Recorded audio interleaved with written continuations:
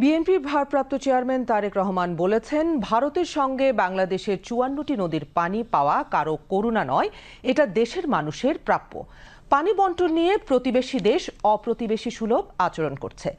আজ তিস্তা নদী রক্ষা আন্দোলন কমিটির আয়োজনে তিস্তা মহাপরিকল্পনা বাস্তবায়ন সহ পানির ন্যায্য হিস্সার দাবিতে ২ দিনের কর্মসূচির সমাপনী সমাবেশে ভার্চুয়ালি যুক্ত হয়ে তিনি কথা বলেন। তিনি বলেন, দেশের মানুষ মনে করে প্রতিবেশী দেশের সাথে সম্পাদিত অন্যায্য ও ভারসাম্যহীন চুক্তিগুলো পুনঃমূল্যায়ন করা দরকার।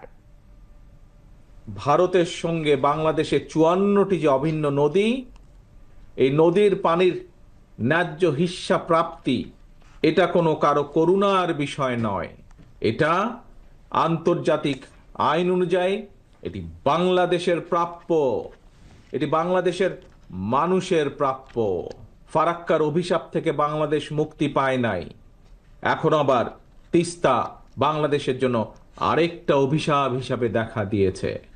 সম্পর্ক রক্ষা করার ক্ষেত্রে নিজ দেশের এবং জনগণের স্বার্থ রক্ষাই হতে হবে প্রথম এবং প্রধান অগ্রাধিকার। বন্ধুত্বের দোহাই দিয়ে বাংলাদেশের জনগণ আর কাঁটাতারের বেড়ায় ফেলানির ঝুলন্ত লাশ দেখতে চায় না।